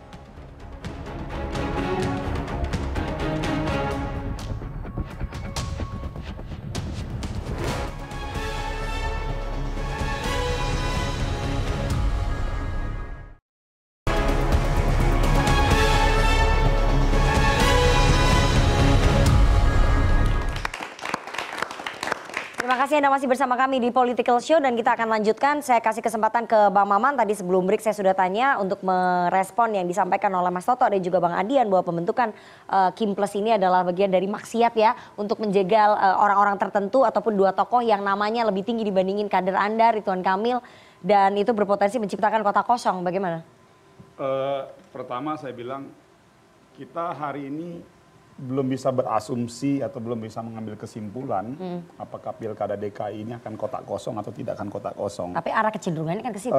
Saya pikir arah orientasi pertarungan pilkada di semua daerah di seluruh Indonesia, itu dulu ya, saya mau biar kita sama-sama punya satu kesepemahaman, pasti menginginkan dukungan sebesar-besarnya dari semua partai. Itu sudah menjadi hitoh siapapun dia yang ingin maju dalam kontestasi politik di pilkada, yang pertama. Lalu yang kedua, kita kan belajar, ini juga keputusan Partai Golkar mendorong Ridwan Kamil masuk ke DKI Jakarta juga sudah kita diskusikan juga dengan Mas Ridwan Kamil. Kebetulan ada bahasa yang menarik dari seorang Ridwan Kamil. Dua hal sebetulnya. Yang pertama, dia punya tipologi seseorang ingin mencoba tantangan. Ingin sebuah tantangan bahwa memang dari segi elektabilitas di Jawa Barat lebih besar daripada DKI, namun ada sebuah challenging yang dilihat oleh seorang Ridwan Kamil berdasarkan jam terbang pengalaman beliau di Jawa Barat. Lalu yang kedua, kita harus lihat loh, dan saya yakin kita semua menjadi saksi dalam kontestasi politik. Dulu Pak Jokowi maju pertama kali di DKI Jakarta melawan hegemoni yang cukup besar, elektabilitas Pak Fauji Bowo ternyata berhasil. Nah artinya maksud saya sejarah-sejarah ini pun kan tidak bisa kita kesampingkan, lalu tidak bisa juga kita benturkan seakan-akan akhirnya ada tangan kekuasaan dan lain sebagainya. Bahwa boleh ada pandangan seperti itu, saya pikir sah-sah saja dalam era demokrasi ini. Tapi yang ingin saya sampaikan bahwa harus dilihat dalam beberapa kali track record pertarungan pilgub di DKI Jakarta, bahwa kandidat-kandidat yang elektabilitasnya cukup tinggi itu tidak serta-merta berbanding lurus dengan hasilnya. Gitu. Jadi ini juga salah satu alasan yang coba kita dorong. Jadi saya pikir apa yang saya sampaikan tadi adalah dalam merespon ini realitas politik biasa yang dimana setiap partai pasti menginginkan melakukan lobby-lobby dukungan kepada semua partai. Kan lobby-lobbynya sudah persyaratannya sudah cukup di Kim. Kenapa harus nambah lagi di Kim plus untuk menawari partai lain? Kan udah cukup. Pertanyaannya begini Mbak. Kenapa nggak pede aja gitu loh untuk bertanding dengan Pak Basuki Cahayapurnama dan Pak Anies Baswedan? Pertanyaannya begini, misalnya elektabilitas kita sudah 50% plus 1. ngapain juga kita deketin masyarakat. Jadi ini maksud saya gini, ini adalah hitoh yang natural alami, yang setiap partai pasti selalu akan melakukan upaya dukungan dari semua pihak, baik itu partai, masyarakat, tokoh-tokoh agama. Jadi sebanyak-banyaknya ya, iya, dirangkul ya. Sah-sah saja. Meskipun itu kemudian menciptakan kegagalan demokrasi karena melawan kota kosong dong. Nah, oke. Kan Ini memborong menarik semua tadi. tiket, memborong semua saya persyaratan. merespon juga yang dikatakan oleh Mas Soto, kegagalan demokrasi apabila melawan kota kosong. Loh, toh juga ini akan dites juga nanti di publik. Kan tidak serta-merta. Ini saya mau bilang dulu, ini kalau kota kosong, ini baru asumsi ya. Kan kita nggak tahu juga, kita belum tahu PKS, kita belum tahu Nasdem, jadi gini. Toh juga kalau, ini saya ulangi kembali lagi ya, kalau melawan kota kosong, toh juga nanti kandidatnya akan dilempar ke publik dan secara aturan harus 50% plus 1 kan. Baru dia nyatakan bisa terpilih gitu. Jadi kembali lagi di era demokrasi sekarang ini, mau kota kosong atau tidak kota kosong, publik yang menentukan. Oke, silakan Bang Adian, bahwa ya belum tentu kota kosong, melawannya kota kosong, tapi ya wajar aja kalau partai politik mengambil kekuatan sebanyak-banyaknya gitu. Toh nanti diserahkan lagi ke rakyat yang memilih. Kita mau nganalisa dari cara pandang mana nih? Kalau dari cara pandang kemungkinan, kalau kemudian Ridwan Kamil menang di Jakarta, bisa nggak kecegah loh 2029 jadi calon presiden. Itu harus dihitung juga. Kenapa begitu? Dia pernah gubernur Jawa Barat, lalu gubernur Jakarta. 2 wilayah besar dan luar biasa. Nah itu harus dihitung. Sanggup nggak kemudian misalnya partai-partai lain sudah berorientasi 2009 mencegah Ridwan Kamil kalau kemudian dia maju gubernur Jakarta. Nah maksud saya, tindakan kita hari ini tidak cuma berhenti hari ini. Dia bisa berdampak 1 tahun, 2 tahun, 3 tahun, 4 tahun, 5 tahun ke depan. Nah itu juga harus dihitung dong. Bagi saya kota kosong, tidak kota kosong nggak penting-penting amat kok. Kenapa? Karena dulu pernah ada satu peristiwa ketika tahun 97 Ibu Megawati Soekarno Putri katakan, saya tidak gunakan hak pilih saya di pemilu tahun sekarang. Kalau kemudian nanti berikutnya seluruh rakyat Jakarta didukung, dipandu oleh pemimpin-pemimpin yang mereka inginkan maju dalam kompetisi ini, lalu mengatakan tidak menggunakan hak pilihnya, terdelegitimasi ini pemilu. Betul, secara konstitusi memang diatur 50+1 atau ditunda, ketika tidak tercapai bisa ditunda 1 tahun kemudian, atau kemudian sesuai dengan peraturan perundang-undangan. Tapi mau apapun terdelegitimasi, dampaknya bagaimana? Ekonomi hancur. Negara-negara investor akan berpikir untuk investasi panjang sekali. Itu pernah terjadi 97 seperti itu. Kita mau ulang. Oke, Mas Toto, apa yang dikatakan oleh Bang Adian, peluang itu tadi makanya saya juga kaget tuh. Dari tadi Anda udah ketawa nih, Ridwan Kamil bisa maju, sementara Ketua Umum Partai Golkar aja nggak dapat tiket cawapres loh kemarin. Ini gimana nih? Iya. Gimana Mas Toto, jangan ketawa. Ya lagi-lagi ini kan dimulai begini. Ada yang mencoba mengkaitkan bahwa pilkada ini bisa dijadikan alat bargaining untuk sesuatu yang secara konkret bisa dibarter. Yang paling diminati oleh partai-partai, apa sih? Kursi menteri. Dan ini memang pertama kalinya kita lihat terlalu lamanya jeda waktu antara Pilpres, lalu kemudian dengan 20 Oktober, bersamaan pula 1 tahun dengan pilkada. Dan kalau kita lihat apa yang terjadi di Banten, apa yang terjadi di Jawa Barat, apa yang terjadi di DKI, kan polanya sama. Ada sebuah pola, Kim mengatasnamakan koalisi solid, ingin bersatu, ternyata tidak solid. Banten terjadi seperti itu, sempat ada perdebatan DKI dan Jabar. Lalu kalau kita lihat ada pola yang sama juga, yang menang Gerindra, kira-kira gitu loh. Oh iya, rata-rata ya? Kira-kira seperti itu, ya? dalam konteks elektoral. Itu kan, lagi-lagi ini praduga ya, itu kan masuk dalam analisis yang saya sebutkan tadi, sebuah hipotesa bahwa ada partai yang punya kekuasaan lebih dalam Kim ini. Karena kadernya adalah, ketua umumnya adalah presiden terpilih, punya prerogatif bagi-bagi kursi menteri. Dan ketika berbicara kursi menteri, pilihannya bisa 2. 1, mengancam dengan mengurangi jatah kursi, atau memberikan reward. Kalau Anda ngalah, saya berikan lebih, entah wamen atau menteri. Ini analisis dan hipotesa gitu ya. Dan ini kan dan ini kan juga nyambung ya dengan sikap dari Bang Surya Paloh, menyatakan akan masuk ke dalam Prabowo Gibran. pernyataan dari PKS yang menurut saya mulai bercabang, pernyataan dari PKB, Gus Jazilul juga menurut saya mulai bercabang. Dalam konteks itu ya, itu yang kita lihat sekarang bahwa kemudian pilkada akan kehilangan rohnya. Jadi ini saya bukan tentang melawan kotak kosong yang saya permasalahkan. Saya kasihan kepada partai-partai yang kemudian kedaulatannya itu diambil oleh partai lain hanya karena kepentingan untuk pembagian kue kekuasaan di Oktober. Dan itu yang saya tangkap pula dalam isi hatinya Gus Coy. Berharap bahwa elitnya tidak kemudian terganggu oleh urusan seperti itu. Nah, soal tukar guling negosiasi tadi saya akan putarkan ya pernyataan Presiden PKS berikut ini yang mungkin juga suara hatinya teman-teman di PKS. Kita dengarkan sama-sama. Bagaimana mungkin kalau hanya seorang yang membangun sementara beribu-ribu orang menghancurkan bangunan itu, akan semakin jauh dari harapan. Oleh karena itu, saya kira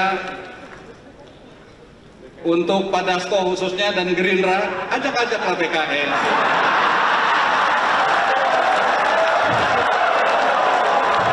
Jangan coba sekedar ajak Nasdem dan PKB. PKS ditinggalkan sendirian. Oke, itu pernyataan dari Presiden PKS Ahmad Saiku secara terbuka loh. Ada Pak Supmi Dasko loh, Ketua Harian Partai Gerindra. Jadi apakah kemudian menawari PKS mencabut dukungan dari Anies dan menawari PKS menjadi cawagupnya Ridwan Kamil itu bagian dari tukar guling negosiasi supaya PKS bisa mulus nih masuk ke koalisi Kim Plus dan dapat kursi di kabinet? Saya kira PKS sejak awal ya di Jakarta ini yang paling awal justru ya mendeklarasikan dan firm untuk bisa mendapatkan pasangan ya Anies Sohibul Iman ini kita pertama kali. Jadi tidak ada dalam arti kita ada keterkaitan kita mau masuk kabinet atau tidak. Tapi itu tadi pernyataannya? Nah, kalau dilihat secara utuh, apa serius? Kalau dilihat secara utuh kan kita lihat tahu konteksnya. Oke, itu bercanda berarti, nggak serius PKS berarti ya? Ya, ini adalah sebuah komunikasi politik. Oke, berarti ya kan? memang kalau di NU itu, di PKB itu dong. ada jenaka komunikasi politik mencairkan suasana. Oke, berarti. Tapi prinsipnya begini, PKS terkait kabinet itu tadi udah clear ya. Kita siap di dalam, kita siap juga di luar. Jadi itu pertama. Kemudian yang kedua, terkait DKI ini PKS juga udah clear juga kita mengusung Anies Sohibul Iman, pasangan aman, dan kita juga sudah tawarkan sampaikan ke Mas Anies dan juga kepada Nasdem. Sekarang ini bolanya ada di Mas Anies dan di Nasdem. Iya. Kita kan sudah kasih tenggat waktu dari 25 Juni sampai 4 Agustus. Monggo silakan. Apa? Extendnya sampai kapan? Nah, kita lihat dinamikanya. Ya, ini ibarat main bola ini extra time. Kalau namanya extra time juga nggak akan lama-lama. Karena tanggal 27 Agustus sudah harus pendaftaran. Dan jadi kita juga tidak ingin terlalu mepet, ada sudden death nanti tidak melakukan manuver-manuver untuk membuat keputusan yang terbaik buat rakyat Jakarta tidak bisa dilakukan. Jadi kalau itulah kenapa kita sangat ingin bagaimana, tadi bagus Bang Adian bilang bagaimana kemudian kita menawarkan yang terbaik dengan ada banyak poros ya. Gus Coy tadi juga sama gitu. Saya pikir pilihan-pilihan itu semakin banyak pilihan semakin bagus juga. Dan PKS sejak dari awal kita, kalau tadi kan masalah kedaulatan kata Mas Toto, kita sudah sampaikan itu. Ada sesuatu yang bersifat idealita, ada sifatnya realita. Nah, kita bicara tentang realitas tadi, kan itu ada faktor-faktor eksternal yang kemungkinan akan membentuk itu. Apa tuh faktor eksternalnya? Nah, tadi seperti sekarang ini nih, misalnya kita sudah mengusung Anies Sohibul Iman. Sebagai partai pemenang, kita mengalah nih, ngambil wagub nih. Partai pemenang, kita mengalah mengambil wagub. 18 kursi kita berikan. Ya kan Mas Anies representasinya juga ke PKS. Enggak dong, Mas Anies itu kan bukan ada afiliasi partai politik, beliau ada independen. Tapi image-nya kan PKS sekali. Enggak juga. Kalau kita lihat yang mendapatkan kotel efek terbesar malah justru Nasdem kemarin. Kan naikkan 10 kursi, 11 kursi kemarin kan. Kita cuma naik 3 kursi. Naik loh di Jakarta loh, pemenang loh. 2 kursi. Naik 2 kursi. Tapi kan secara nasional kita naiknya lebih rendah daripada Nasdem. Jadi begini, kalau kita melihat alhamdulillah kita syukur ya. Tapi kita ingin sampaikan bahwa PKS sejak dari awal menyerap aspirasi konstituennya. Dan sudah memberikan karpet merah kepada pasangan Anies Sohibul Iman dan kita sudah komunikasikan semua pihak. Jadi kalau misalnya pasangan ini nggak terbentuk, Nasdem dan Anies nggak kunjung menerima Sohibul Iman Kami sebagai yakin, cagupnya? kami masih yakin dan berhusnuzon kepada teman-teman di Nasdem dan Mas Anies juga bisa menggenapi itu. Oke. Tinggal 4 kursi saja. Ya. Nah, kami tunggu kalau mamanya Nasdem Tapi besok, alternatifnya apa? Nasdem Skenario-nya besok, PKS? bentar dulu. Kalau Nasdem besok sudah melakukan SK bahwasanya Anies Sohibul Iman, kita selalu bisa daftar KPU. Begitu. Iya, masalahnya resiko, masalah skenario lainnya kalau misalnya ternyata Nasdem ini dulu dong, ini dulu dipastikan dulu dong. Tetap setia. Ini plan A ini kita harus sampaikan. Tapi gitu plan B ya. juga siap ke Kimples dong. Ya tentu karena ini adalah sebuah realitas. Ya kita harus melihat. Jangan sampai partai pemenang tidak bisa berlayar. Karena begini, partai pemenang kita ingin juga kader terbaik kita melaju di kontestasi pilkada. Tidak lucu dong. Partai pemenang kadernya tidak bisa kontestasi di pilkada. Dan itu hal yang sangat wajar. Tapi kan bisa juga berlayar bersama Kimples. Sebenarnya logikanya aja menurut saya jadi bingung ya misalnya. Ketika Anies suaranya lebih survei lebih tinggi, punya sentimen historis lebih baik dengan PKS dibanding Ridwan Kamil nih kalau bicara masuk Kimples kan sudah diputuskan.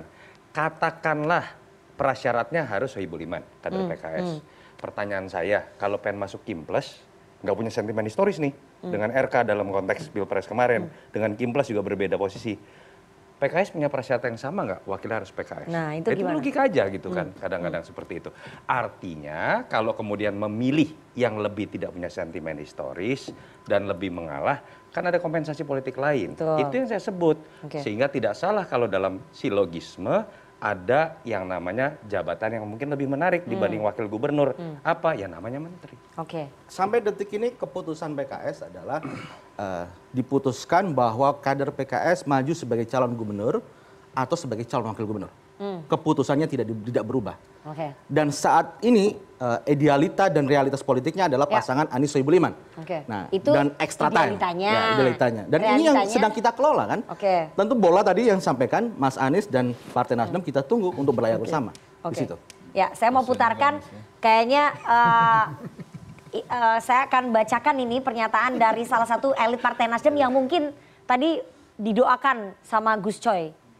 Ya, ini dari Bendara Umum Partai Nasdem, Ahmad Saroni, Senin 29 Juli. Kunciannya itu nanti setelah dia mendaftarkan. Nah, jadi you jangan kecele. Rekomendasi bisa aja dikasih, tapi tahu-tahu Anies nggak didaftarin. Nah, Gus Coy ini maksudnya, ini pernyataannya masih ada lagi nih. Karena politik itu sangat dinamis, lu boleh megang rekomendasi Mas Anies, tahu-tahu rekomendasinya dibatalin, who knows. Nah, itu maksudnya tadi itu ditujukan ke elit-elit ini, pernyataannya Gus Coy. Tanya sama Saroni. Loh gimana ini sama-sama elit loh di DPP. Ini apakah ini tanda-tanda bahwa Nasdem mulai berubah arah, mulai mau check out dukungannya dari Anies dan beralih ke Kim? Teman-teman PKS mulai malam ini harus banyak sholat hajat. Supaya semua partai ini konsisten. Itu saya kira yang pertama. Yang kedua, saya merespon Bung Maman. Betul, partai memang harus atau punya hitoh atau garis atau kehidupan mereka begitu, ingin memperoleh dukungan sebanyak-banyaknya.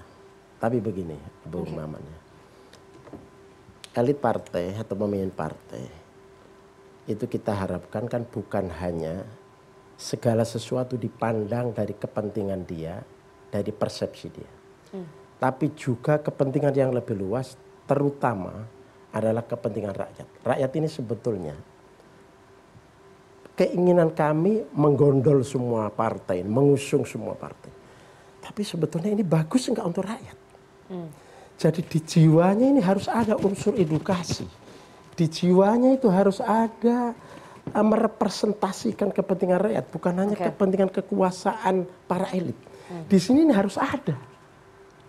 Anda melihat ini nggak ada di Kim?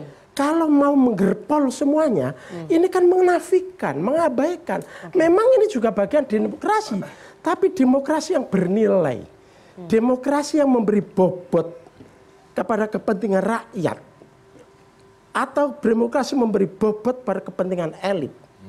Gitu. Ini saya kira di sini mengandung unsur edukasi, di sini ada unsur etika, di sini ada unsur moral, di sini ada unsur aspirasi yang paling dalam, karena rakyat itu kan memang lemah. lemah. Nah, kalau bukan kita yang ngangkat, padahal partai politik itu kan salah satu fungsinya mengagregasi kepentingan rakyat. Kepentingan yang paling bawah, dasar yang tidak bisa disuarakan rakyat karena mereka memang tidak berdaya, itu adalah hati nurani dalam konteks memilih pemimpin. Ini saya kira. Jadi ini bukan hanya untuk Kang Maman, Bung Maman, tapi untuk seluruh pemimpin deh. Kita waktunya sekarang saya kira apalah, kok kehidupan politik kayak begini. Maksudnya gimana? Saya melihat Nana, walaupun ditujukan kepada Bung Maman, tapi matanya Gus Coy tadi ke kamera. Saya lebih melihat ini juga mungkin buat Sahroni. Oh, buat elit. Elit Partai Nasdem. Ya mungkin ya, karena kan tadi istilahnya untuk semua. Betul. Refleksi semua. Untuk semuanya, untuk semua ya. Tapi tadi yang dibilang naik kursi emang 10 Bang? Ya, kursi naik 10. Nasional. Nasdem iya dari 60. Ya dari 59 menjadi 69. Itu diduga koktel efeknya Anies. Naik juga. Jadi setelah naik 3. Jadi setelah mendapatkan koktel efeknya keberuntungan dari Anies tadi, lalu Anies mau ditinggalkan. Wah, benar kata Roma Irama, teganya. Tapi Bang Adian sepakat nggak bahwa memang ada gerpol tadi, gerakan politik? Ya jangan gitulah, ini kan habis manis sepah dibuang. Aduh, kalau Bang Oma bilang teganya. Boleh saya tambahkan? Ya, udah belum? Udah. Oke. Kayaknya ini banget nih, sayang banget nih ya Bang Adian nih. Kalau saya tidak pada konteks menjawab, tapi menambahkan. Secara prinsip kita setuju bahwa orientasi kekuasaan yang kita lakukan dalam hal ini kita orang-orang insan partai itu harus mengedepankan kepentingan publik. Itulah tadi di awal saya sampaikan bahwa kepentingan kami di KIM hari ini adalah 5 tahun ke depan program-program pemerintah pusat itu bisa terbangun linearitas dengan pemerintahan provinsi. Nah, kita melihat belajar dari pengalaman 10 tahun masa pemerintahan Pak Jokowi bahwa momentum-momentum pilkada seperti ini perlu dilakukan kesepemahaman di antara elit-elit partai. Maka dari itu semangat linearitas agar distribusi program dari pemerintah pusat ke tingkat provinsi ini bisa berjalan secara optimal. Kita melihat momentum pilkada ini. Nah, artinya apa? Orientasi kekuasaan yang kita lakukan dalam konteks membangun komunikasi politik dengan semua partai itu dalam rangka untuk mensinergiskan nanti kepentingan 5 tahun ke depan antara program pemerintah pusat dengan provinsi. Jadi saya pikir apa yang dilakukan kita hari ini bagian dari sebuah proses komunikasi politik untuk berkiblat pada kepentingan linearitas program ke depan. Jadi linearitas ataupun sinergitas itu kita melihat ya. Ini salah satu. Saya tambahkan lagi. Kita belajar ya Mbak dari pengalaman 10 tahun masa pemerintahan Pak Jokowi, banyak sekali proyek-proyek strategis nasional, program-program yang memang sudah dibuat platform kita di pusat, sering sekali sulit dieksekusi dikarenakan beberapa hal ataupun situasi gitu ya. Ya bahwa mungkin ada yang tidak setuju dengan mekanisme, pola ataupun tren politik yang kita gagas ini, wajar-wajar saja. Dan saya pikir kembali lagi pada akhirnya nanti mau 2 pasang kah, 3 pasang atau 1 pasang lawan kotak kosong, ada penilai terakhir, yaitu rakyat. Itulah the real demokrasi yang sejatinya. Oke, silakan Gus Coy, habis itu Mas Soto, ntar saya ke Bang Adian. Ya, jadi konsep linearitas dalam konteks sosialisasi atau menyukseskan program nasional ke bawah, itu saya kira bukan alasan yang ya, karena pemerintahan daerah itu kan bagian dari pemerintahan pusat. Jadi itu saya kira otomatis, itu otomatis dan itu kan memang ada undang-undangnya, jadi otomatis. Selama memang kegiatan pusat, program pusat itu memang baik dan selebihnya kan juga sudah ada komunikasi, koordinasi, konsolidasi. Sebelumnya kami punya program begini dan seterusnya. Saya kira itu bukan sesuatu. Yang kedua, sistem kita memang memperbolehkan seperti ini. Tidak ada penyeragaman ya. Pemerintah pusat begini, pemerintah daerah harus sama, kan enggak juga. Nah, oleh karena itu, ya udah. Baik. Silakan Mas Toto, nanti baru ke Bang Adian. Saya tambahkan juga, real. Yang paling ditakuti oleh kepala daerah itu siapa sih simpel? Presiden terpilih, Mendagri dan Menteri Keuangan. Mereka nggak bisa kerja kalau dana alokasi khususnya nggak keluar, dana alokasi umumnya nggak keluar. Jadi kalau tadi Kang Maman sebutkan dalam konteks untuk memastikan program dari pemerintah pusat berjalan, selama ini mau dari zaman SBY, mau dari zaman Jokowi, PKS tetap manut sama yang namanya Mendagri, manut sama yang namanya Presiden, takut sama yang namanya Menteri Keuangan. Jadi kalau itu yang digunakan dalam logika pilkada, ya akhirnya yang terjadi adalah logika oligarki tadi. Bahwa pencalonan oleh kekuatan mayoritas dari presiden terpilih itu harus menang semuanya. Kan itu yang sekarang sedang terjadi. Ada upaya dari calon yang tadi sudah dimajukan, surveinya tinggi pula, dugaannya akan dijegal. Dan itu yang sekarang sedang kita bahas. Kalau itu terjadi ini bukan tentang Jakarta saja, dan itu berhasil, itu dengan mudahnya akan bisa diduplikasi. Saya sepakat dengan Adian, kalau ketakutan itu terjadi, daerah-daerah lain mungkin kita sedang melihat ada sebuah operasi bahwa akan terjadi pola yang sama. Bisa dengan sistem menakut-nakuti, mengurangi jumlah kursi menteri, atau memberikan reward. Jangan kaget loh kalau kemudian ada cagup kuat yang tiba-tiba nanti jadi menteri nggak jadi nyagup. Dan itu juga tidak baik buat demokrasi. Bang Adian, tadi Bang Maman menyampaikan bahwa itu berkaca pada 10 tahun pemerintahnya Pak Jokowi. Bahwa banyak proyek strategis nasional yang tidak bisa berjalan karena ada perbedaan antara pemerintah daerah, terutama tingkat pemerintah provinsi atau gubernur dengan pemerintah pusat. Jadi harus ada sinergi nih, harus sama nih. Antara pusat sama daerah. Maman itu tidak memonopoli kebenaran. Dia menguasai tentang undang-undang terkait pertambangan. Tapi belum tentu dia menguasai undang-undang terkait PSN. Dalam PSN itu bahkan tekanan pemerintahan pusat itu sangat kuat. Kalau tidak menjalankan atau tidak menyetujui PSN itu, bahkan kepala daerahnya bisa dinonaktifkan loh. Dan itu ada undang-undangnya, tapi tidak apa-apa. Kan nggak boleh dong kita minta Maman harus memahami semuanya, nggak boleh. Kita harus pahami bahwa Maman juga manusia, punya kelemahan, bisa lupa, bisa segala macam. Walaupun dia pimpinan komisi saya di Komisi 7. Jadi pernyataan ini jangan mengganggu hubungan kita. Jadi nggak ada hubungannya ya antara sinergi. Nggak ada hubungannya, Apalagi kalau dia pakai contoh PSN itu tidak ada hubungannya. Dan kita ini kan tahu bagaimana bernegara, bagaimana berbangsa, bahwa ketika memang sudah diputuskan ya sudah. Itu loh, nggak bisa dilihat warna partainya, oh saya partai ini, saya partai ini, nggak bisa. Dan menurut saya jangan kemudian kita mengintervensi dinamika lokal, itu berbahaya. Kenapa? Problem pusat ya problem pusat, problem nasional, tapi kami punya problem sendiri loh. Dengan problem sendiri itu makanya kita pengen membangun kerjasama partai tersendiri dan sebagainya. Nah, seluruh upaya penyeragaman di Republik ini, ancaman di Republik ini, intimidasi di Republik ini, buahnya pasti sama, pembangkangan. Oke. Kita akan tanya nanti dengan teman-teman mahasiswa, teman-teman pemilih muda, apakah kalau misalnya banyak daerah yang berpotensi kota kosong, termasuk Pilkada Jakarta, itu akan berujung pada pembangkangan, kekecewaan mereka. Tapi kita harus jeda terlebih dahulu, jangan kemana-mana, tetap bersama kami di Political Show. Brother.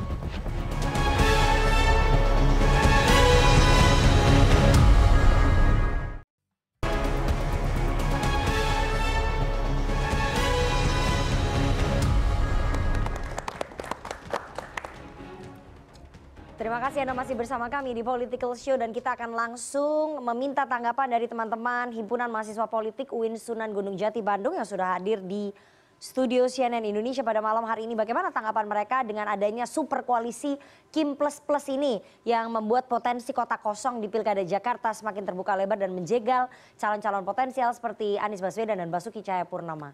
Saya kasih kesempatan. Ya, silahkan. Bismillahirrahmanirrahim. Assalamualaikum warahmatullahi wabarakatuh.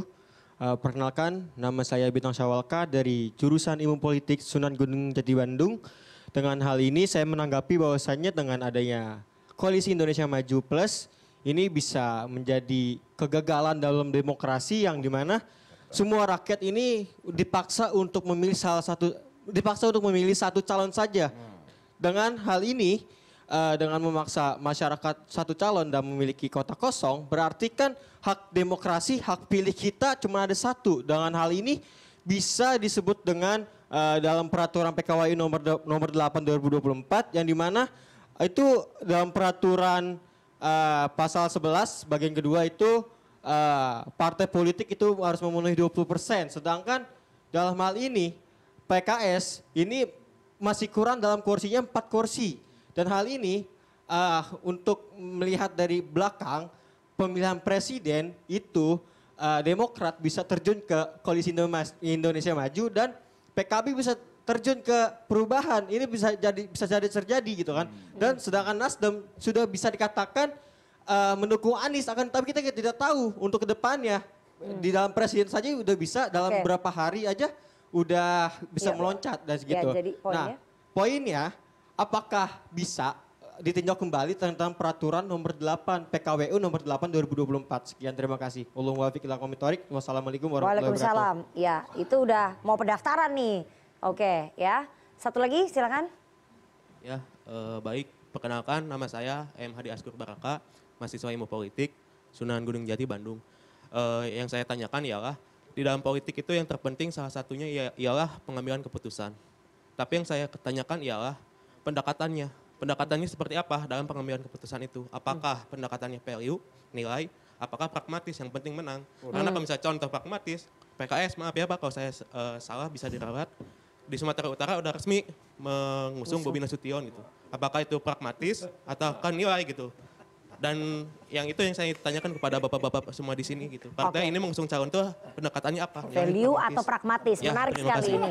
Bagus ya. Jadi partai-partai ini mengusung calon apa pendekatannya, pragmatis atau value? Silakan Gus Coy dulu dari Nasdem. PKS bisa kehilangan suara Gen Z nih. Oke. Silakan. Ya, saya kira meskipun partai itu memang untuk mencapai kekuasaan, kalau kekuasaan tidak berbasis pada nilai, dia akan hancur. Kalau tidak hancur, minimal kekuasaannya tidak berkah. Tidak berkah untuk dirinya yang sedang berkuasa, dan dia suatu saat akan mempertanggungjawabkan itu. Nah, oleh karena itu, kita berharap seharusnya semua orang yang ingin kekuasaan berbasis nilai, berbasis moral. Yang kedua, kemudian pakai aturan. Yang berikutnya adalah fair. Dia siap untuk bersaing, fastabiqul khairat, ya. Secara positif, secara sehat, tidak mengintrik, tidak menghibah, ya. Tidak menjegal. Nah itu, sehingga niat baik, nilai segala macam tadi baik, proses baik, kekuasaan yang dicapai baik, ini semuanya menjadi halal. Jadi Nasdem jangan akan sampai melakukan pendekatannya apa? Ya? Pendekatan jadi, pragmatis atau value? Kita ingin semuanya adalah value. Value, harapannya ya. Tapi realitanya belum tahu. Terserah. Lihat. Oke, itu. Kalau dari PKS itu tadi disentil soal dukungan ke Pilgub Sumut, ke menantunya Pak Jokowi. Jadi pendekatannya PKS apa? Value atau pragmatisme? Memang tadi saya sepakat tuh untuk ditinjau ulang terkait PKPU. Ya. Nomor 8. Tapi pendaftarannya udah tanggal 27, terlambat. Jadi itu sumbernya kan di situ sebenarnya. Kalau semakin rendah thresholdnya gitu, semakin mudah partai politik untuk mengusungkan, itu semakin bagus. Sehingga kalau kita bisa merubah itu akan semakin memberikan ruang buat partai politik untuk maju tanpa harus memenuhi 20% tadi. Itu yang pertama. Kemudian yang kedua, di PKS sendiri itu ada banyak kriteria, tapi kalau secara garis besar itu ada 2 kriteria utama untuk memutuskan. Pertama adalah dia harus memiliki capacity to govern, kapasitas untuk memimpin, punya rekam jejak, track record kepemimpinan yang baik. Nah itu bisa kita tracing bagaimana rekam jejak dia sebagai seorang pemimpin. Yang kedua, ini juga penting karena ini kita elektoral, kita ikut kontestasi, maka dia harus memiliki capacity to win, kapasitas menang yang tinggi. Perpaduan antara capacity to govern dengan capacity to win, 2 hal inilah yang kita ramu. Dan kita sedang menghadapi 500 lebih pilkada. Tentu disinilah ada namanya aspirasi dari masing-masing lokal di daerah masing-masing. Nah di Sumut kemarin ya titik temu equilibriumnya di sana. Ya, walaupun kemarin kita sedang mengusahakan ada sebuah pilihan lain, tapi kita melihat dari 2 kriteria ini, capacity to win dan capacity to govern, bobotnya lebih besar ke sini. Oke, jadi bobotnya lebih tinggi di Pak Mas Bobi gitu ya. Tapi untuk Pilkada Jakarta yang punya capacity to win dan capacity to govern? Anies Sohibul Iman. Oh, Anies Sohibul Iman. Tapi kalau misalnya nggak sama Sohibul Iman, ya berarti nggak capacity to win sama capacity to govern ya? Nah, kader kita best of the best yang bisa kita tawarkan di situ. Oke. Itu wajar dong. Oke, silakan Bang Maman. Ya, makasih Dek atas komentarnya. Pertama, saya menghormati dan menghargai aspirasi ataupun kritikan-kritikan dari adik-adik mahasiswa. Namun doktrin kami ini di Partai Golkar karya kekaryaan. Artinya orientasi kita adalah bagaimana kita bisa mengeksekusi, menjalankan program-program yang kita rasa dan kita yakini itu baik untuk masyarakat Indonesia. Nah, kita menginginkan bahwa proses awal politik di era pemerintahan Pak Prabowo, Mas Gibran ini untuk membangun sebuah pondasi rel politik yang komprehensif dari tingkat pusat ke provinsi dan kabupaten. Artinya apa? Momentum pilkada adalah sebagai salah satu instrumen momentum ataupun instrumen politik yang ingin kita gunakan. Agar ke depan 5 tahun ini terbangun sebuah komunikasi politik yang baik, terbangun sebuah sinergisitas yang baik, yang tentunya momentum ini akan kita manfaatkan dalam rangka tadi.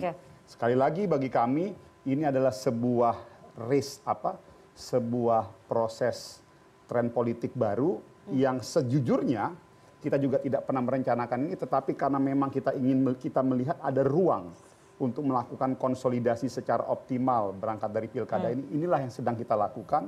Ijtihad politik ini yang sedang kita jalankan dan mudah-mudahan tidak serta-merta ini bisa menjadi sebuah ukuran bahwa pasti akan berhasil, tetapi setidaknya kalau setidaknya membangun sebuah linearitas ke depan, eksekusi program di era pemerintahan Pak Prabowo dan Mas Gibran 5 tahun ke depan bisa kita manfaatkan, bisa kita jalankan secara baik demi kalian-kalian semua ada di saya. Oke, silakan. Bagaimana pendekatan dari PDI Perjuangan, Bang Adian, pendekatannya melalui value atau pragmatisme? Ya nilai lah, hidup kok tanpa nilai. Nggak boleh, nggak benar itu. Perjuangan kita untuk apa? Untuk menegakkan nilai-nilai. Makanya jangan pernah loyal pada orang, loyal itu pada ide, pada gagasan. Karena orang-orang bisa mati, bisa berganti. Tapi dalam gagasan dan ide-ide kita itu ada nilai yang diyakini akan lebih abadi daripada manusia. Kalau itu clear lah, percaya sama PD Perjuangan. Kita tidak mudah kasih rekomendasi, tarik lagi, pindah sana, pindah sini, enggak. Silakan Mas Soto. Iya, kalau saya clear ya, saya pengamat yang selalu dianggap tidak objektif dalam situasi strategis. Saya dulu dukung Jokowi karena nilai. Bukan Megawati yang saya dukung saat itu menjadi capres, karena dia representasi mekanisme bottom up, orang biasa. Yang ketika orang itu tidak menggunakan cara yang sama lagi, ya tinggalkan. Karena nilainya yang berbeda. Kenapa saya cenderung terlihat mendukung Ahok 2017? Karena basis meritokrasi, kepuasan publiknya di atas 80%. Sulit saat itu. Dibandingkan kalau kemudian memilih orang didasarkan faktor primordial. Itu nilai saya yang bisa berbeda dan saya bisa berdebat dengan Gus Coy. Dengan Mas Holid misalnya. Dan kalau itu yang terjadi itu kan menarik ya. Nah yang ingin saya katakan adalah kita tidak menafikan bahwa ada hitung-hitungan yang sifatnya lebih pragmatis, taktis dari partai-partai, misalnya merangkul kekuatan sebesar-besarnya, karena kemungkinan menangnya lebih besar, misalnya. Tapi harus diingat ada remnya loh, tolong. Bahasan kita selama setahun terakhir ini kan seakan-akan di luar kritik mengenai oligarki yang selama ini dialamatkan kepada partai-partai, sekarang di atas partai-partai ada lagi kekuatan yang lebih kuat. Entah orang yang ingin memperpanjang periode, ingin 3 periode, atau ketika kemudian tidak bisa melakukan hal tersebut, dia tetap merasa bisa berkuasa. Dan disitulah muncul skenario mantu, anak, dan lain-lain. Di sisi lain, ada juga yang ya cukup cerdas lah untuk kemudian bisa. Yang kedua ada juga yang kemudian di luar dugaan itu, ada yang kemudian berusaha memanfaatkan situasi ketika saya terpilih dalam momen pilkada bersama dengan bagi-bagi kursi menteri, saya bisa barter politik di situ. Dan itulah yang menyebabkan menurut saya ya, kasihan. Golkar, Anda sudah terbukti partai yang lebih besar bahkan dibanding Gerindra, hanya kalah dengan PDI Perjuangan. Jangan takut dengan ancaman apapun. PKS jangan takut untuk puasa. Udah 10 tahun puasa, suaranya naik 3 kursi kok. Tambah lagi ya. Dulu Gerindra 15 tahun kan berkuasa, PDI Perjuangan berbeda berapa? sikap dengan kekuasaan, kemarin mendukung Anies Baswedan, orang bilang akan hancur. Kursinya bertambah 10 kursi. Nasdem juga jangan takut. Kalau itu yang terjadi, mempertahankan kedaulatannya masing-masing, saya pikir partai tidak akan hancur juga, demokrasi akan tetap terjaga. Baik. Saya tidak mau menanggapi pertanyaan kawan kita yang tadi tentang perubahan peraturan. Saya selalu khawatir. Kalau ada peraturan dirubah, nanti ada anak lagi yang maju. Oke, iya. Kita harus jeda terlebih dahulu, jangan kemana-mana, bersama kami di Political Show.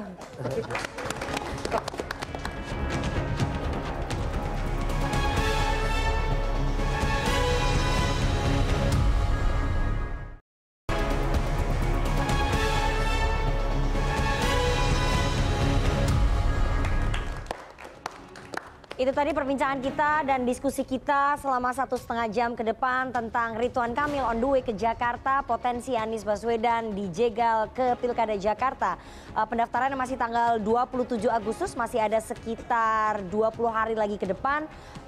Melihat lobi-lobi politik yang akan terjadi, apakah betul-betul hanya Ridwan Kamil yang akan melenggang ke Pilkada Jakarta melalui super koalisi Kim plus itu, atau potensi kota kosong betul-betul terjadi, atau mungkin ada perlawanan dari partai-partai yang tidak mau diancam ataupun tidak mau diiming-imingi.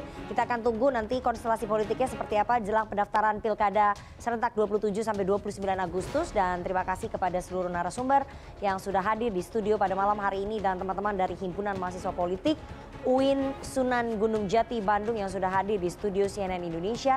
Kita akan ketemu lagi Senin pekan depan jam 20.30 waktu Indonesia Barat. Saya Rifana Pratiwi pamit. Selamat malam, sampai jumpa.